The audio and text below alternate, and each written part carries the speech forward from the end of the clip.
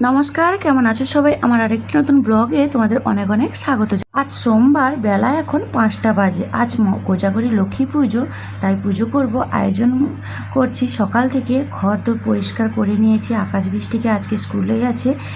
এখন আবার এখানে স্কুল পুজোর সময় ছুটি থাকে না, তাই জন্য সন্ধ্যের সময় ওরা এলে পুজোটা করব। আর এখন থেকে যদি কাজ না শুরু করি তাহলে দেরি হয়ে যাবে।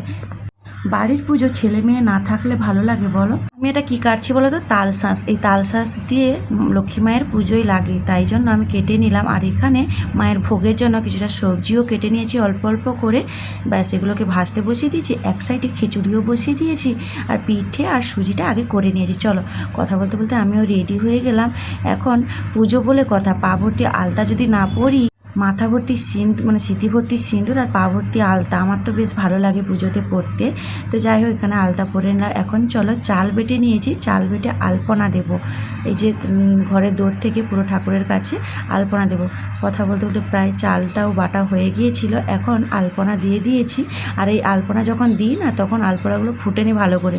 এখন কিছুক্ষণ অপেক্ষা করার পর দেখি আলপনাগুলো খুব ভালোভাবে কিন্তু ফুটে গেছে, দেখতেও বেশ সুন্দর লাগছে।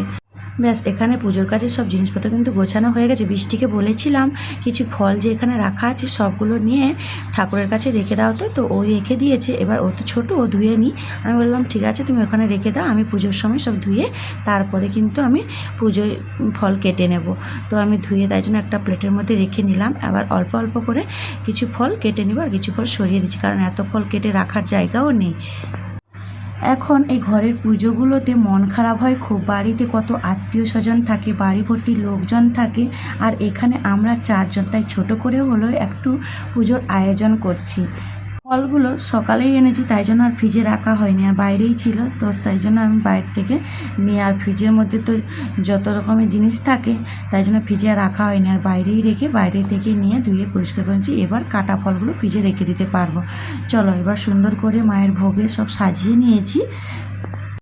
সারাটা দিন যার পরিস্থিতি চলছিল, ব্যাস ভক্তি ভরে মায়ের পুজোটা শুরু করে দিই। এখানে সব কিছু রেখেছি, এত সুন্দর লাগছে। ঠাকুরের সামনেটা দেখলেই মনটা একদম খুশিতেই ভরে যায়। আর এবার না, আমার কাছে ওই লক্ষ্মী পাঁচালিটা ছিল, ওটা কোথায় মিসিং হয়ে গেছে, খুঁজে পাচ্ছি না। আর লক্ষ্মী পুজোর সময় পাঁচালি না পড়লে মনটা কেমন একটা লাগে, তাই জন্য মনটা খুব একটু মোবাইলে গান চালিয়ে দিয়েছিল, আর পাঁচালিটা পড়তে পারিনি। তো যাই হোক, ভক্তি ভরে মায়ের পুজোটা শুরু করে দিয়েছি। কিছুটা ধান তো আমার কাছে নেই, তাই জন্য আতপ চাল, গুড় আর দিলাম পয়সা 1 টাকা দিয়ে একটা ঘটের মধ্যে রেখে দিয়েছি। স্বস্তিক চিহ্ন এঁকে দিলাম ঘটের মধ্যে। আর একটা ঘটের মধ্যে দিয়েছি জল আর আম পাতার মধ্যে সিঁদুর, তারপরে কলার মধ্যে দিয়েছি ওই একটু সিঁদুরের টিপ, আর বেলপাতা ফুল দিয়ে মায়ের কিন্তু পূজা শুরু করে দিয়েছি। আর এখানে শাঁখ বাজানোও নিষেধ, তো তাই খুব ভয়ে ভয়ে শাঁখটা বাজাবো, কারণ যদি কেউ কিছু বলে।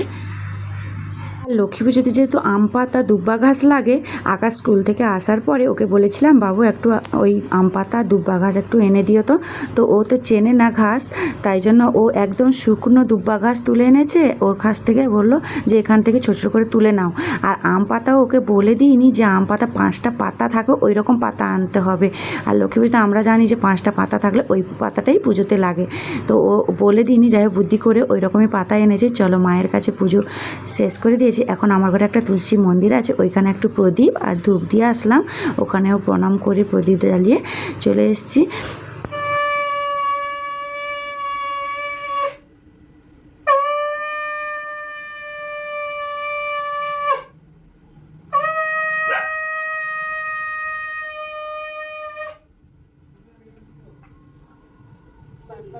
বেশ সুন্দরভাবে মায়ের পুজো শেষ হলো।